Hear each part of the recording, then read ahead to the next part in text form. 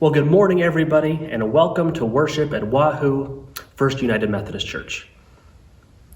My name is Pastor Michael Carpenter, and I am so excited that you have decided here to begin or end your day with worship with us as a church family. So I invite you, however you are watching this right now, if you could go ahead and comment either on the YouTube video or the Facebook feed here to let us know that you are watching so that we can generate some community among us. That friends can see that other friends are watching, and that we can be together even though we're apart. So before we jump into our main worship message today, I do have a couple of quick announcements for us as a church as usual. So the first one, obviously, as you'll see here, we are doing online-only worship right now for this next season. So as you have hopefully seen announced either an email or a letter, we have moved now to online-only worship for the next season. Our administrative council has set a date of October 26th as the next date that we will reevaluate what we're going to do for worship, and so be on the lookout then for more information.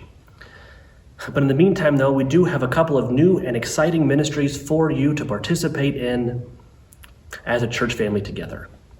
So the first of which is we're opening up now a Zoom fellowship time immediately after this video is over. I know a lot of people's favorite parts of worship, back when we were able to worship in person, was the fellowship time between services in our North Room, and we want to keep a little bit of that spirit here together over Zoom. So there's a link, however you're watching this, into the Zoom room that will open as soon as this video stops premiering on Facebook Live. You can hop on over as soon as that is over. You can ask questions about the sermon. You can talk to me. You can talk to your friends. You can even get into smaller breakout rooms like you would at a table in the North Room and just visit with friends in a more intimate way. So I encourage you to do that, and I hope to see you in the Zoom room as soon as this is over. So then finally, because we did have a faithful contingent of people who were worshiping in the sanctuary before we went back all online now, we're going to open up a new worship service on Monday mornings, especially for those folks who do not have reliable internet access and are unable to watch these videos as they go live on Sunday morning. So it's a new worship service on Monday mornings called Monday Prayer and Praise. We'll be at 9 o'clock here at the church. It'll be a liturgical service. So I hope if you have anyone who'd be interested in that service, if you could let the church office comment below if you'd like to come so that we can know how many to expect. So I am so excited here to worship with you today, and let's now get into the main worship message. So before we get into our worship message today, actually, I wanted to invite you to join me in a responsive psalm this morning. So wherever you are, whatever you're doing, however you're watching this right now, if you can get into a place, into an attitude of prayer as we prayerfully read through this psalm together. This is Psalm 121, and its theme speaks to our theme for worship today. All right, so join me by saying the words on the screen here with me. I lift up my eyes to the hills. From where will my help come?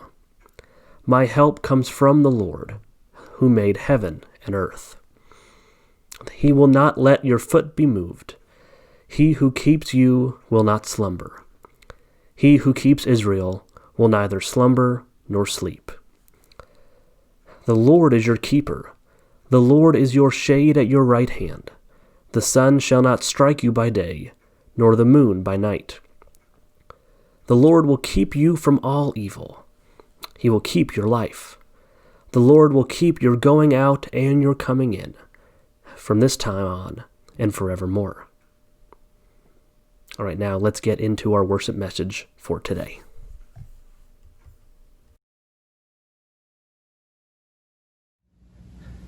They say that when we plan, God laughs. That's certainly how this entire year has felt like to me. A quick rundown of the things that we had planned for this year lays bare how little control it seems like we actually have over our world. For instance, I was supposed to get ordained after a 10-year process in the Methodist Church this past May. But our annual conference was canceled, and so I have to wait now a little longer.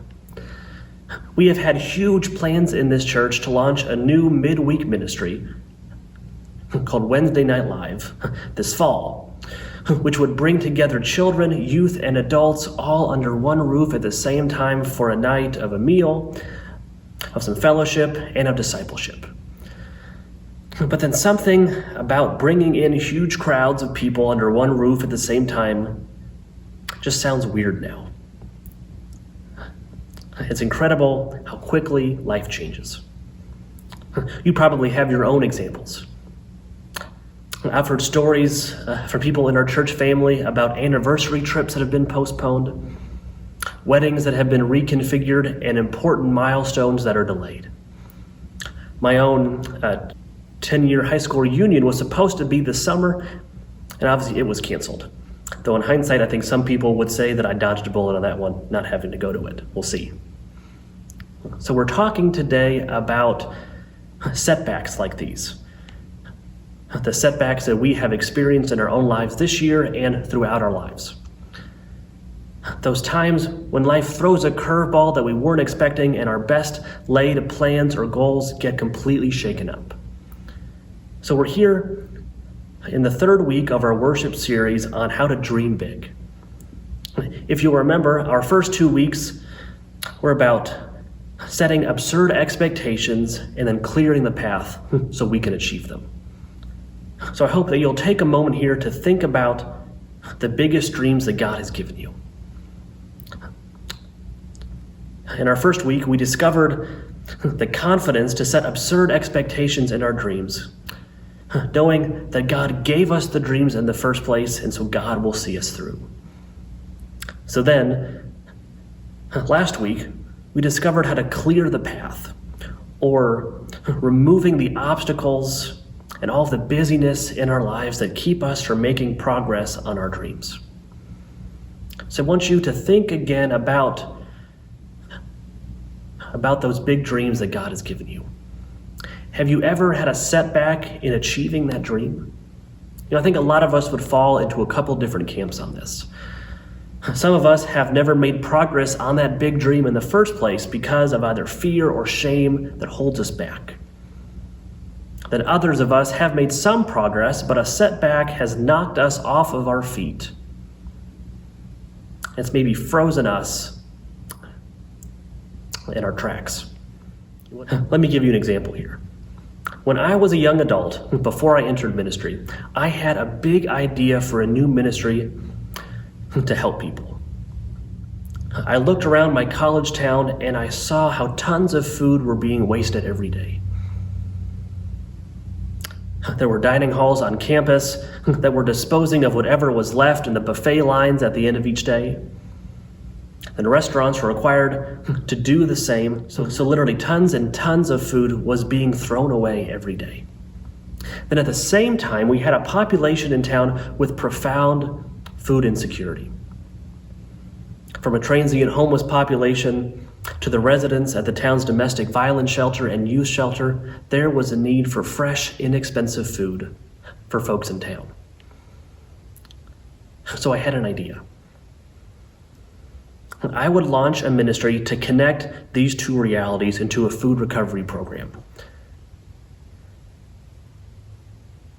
Volunteers would travel every evening or so to participating restaurants and campus dining spots. They'd pick up the food and they would deliver it then to the folks who needed it, free of charge.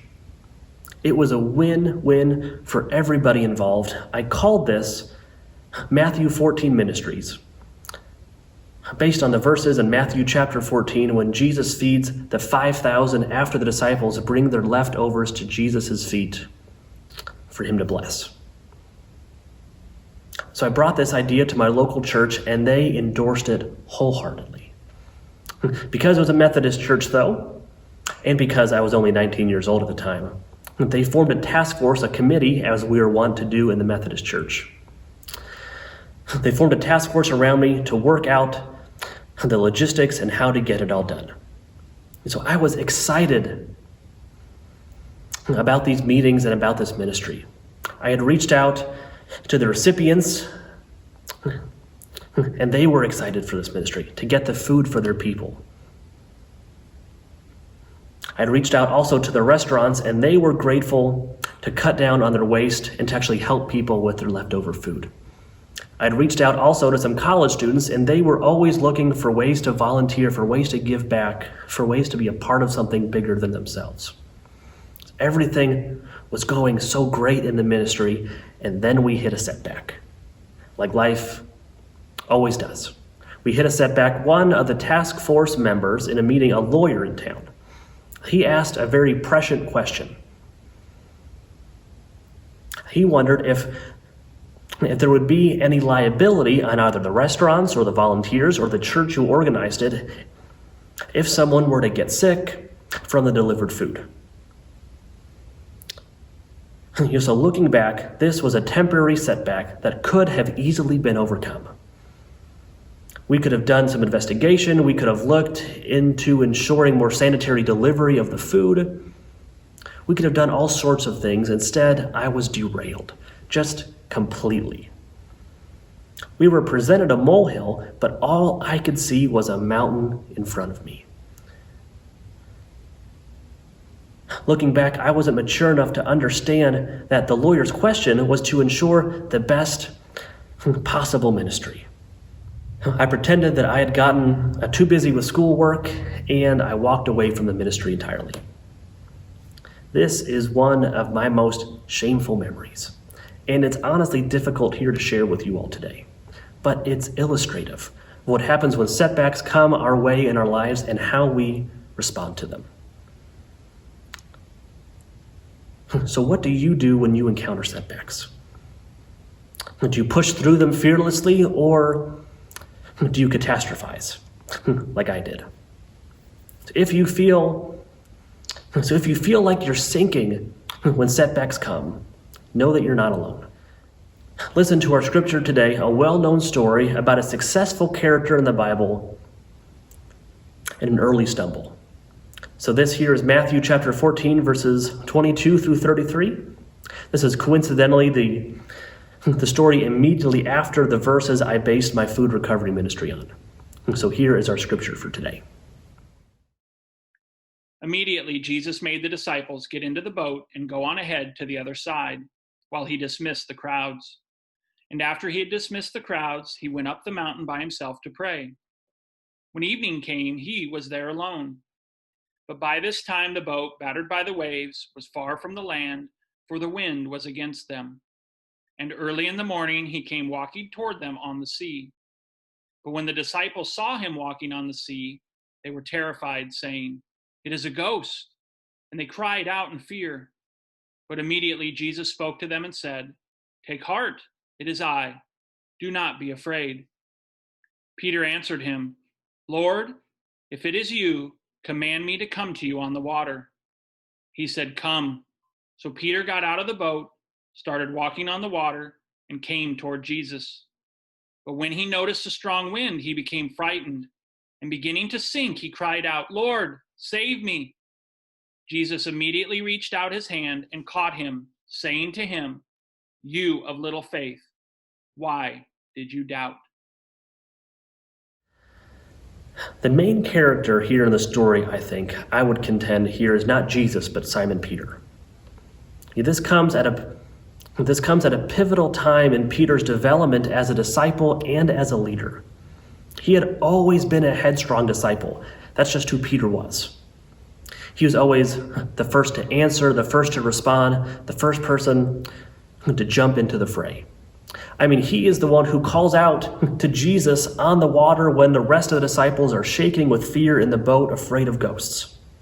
And so it's Peter here in the story who sets the challenge for Jesus.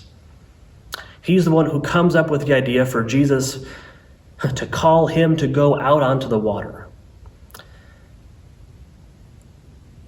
What better way could there be to show your devotion as a disciple and to increase your faith than to climb out of a boat during a storm and to walk toward Jesus? Jesus accepts the challenge and calls Peter out of the boat to meet him. Now remember, Peter has a dream here. He will be the rock upon which Christ will build his church. He has a dream there to be that, and so the path toward that dream takes him out of the boat. It takes him out of the boat, onto the waves, and toward Jesus. And so he climbs out of the boat and takes his first few steps out on the water. And things are going great. He's not sinking. He's not going down into the water. He is walking on the water toward Jesus. Everything is going great. And then the winds came. Waves crashed around him in the distance. Salty seawater sprayed in his eyes, and he took his eyes off of the prize. Fear crept in where faith should have been, and he shifted his glance toward the storm instead of on Jesus. And then when he did that, he began to sink. I mean, this is a setback, right? Talk about a setback here. The fearless disciple is now the fearful disciple. The rock of Christ's church is quickly sinking in the middle of the sea. You of little faith is what Jesus will say to him after this. I mean, in terms of significant public setbacks, it's hard to imagine one that's worse than this. Now hear the good news, though. Peter cries out to Jesus, "Lord, save me." And that is exactly what happens. Jesus reaches out his hand and grabs him. Jesus is always offering a reliable hand to catch you and to set you back on solid ground. The good news for us, too, is that Peter pushes through the setback. He does not let this episode in Matthew chapter 14 define him. He moves past it. After getting onto the shore, Jesus and Peter and the other disciples resume their ministry of healing and teaching. But then a couple of chapters later, Peter has another chance. In Matthew chapter 16, Jesus asks his disciples, "Who do you say that I am?"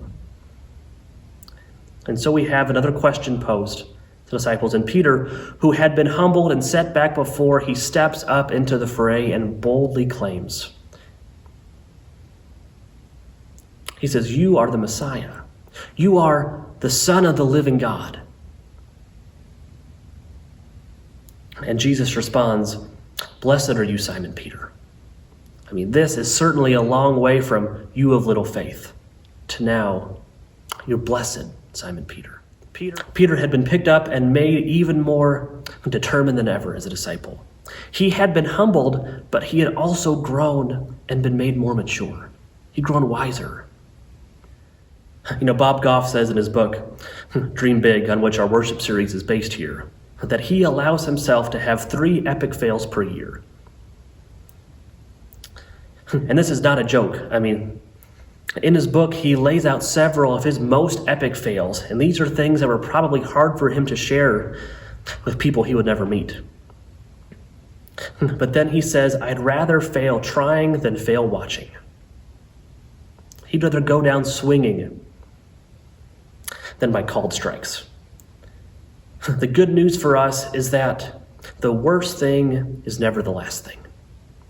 If you have been knocked down by a setback before, or if you are in the midst of a setback right now, know that Jesus is there. He's out on the water with you, ready to offer you a hand. He can pick you back up and set you on solid ground. The worst thing is never the last thing. These setbacks then become part of our stories. The hard lessons that we would never have learned any other way, or they are the valleys that make the mountaintops that much higher. As Bob Goff also says, as he says later, in God's economy, nothing is ever wasted.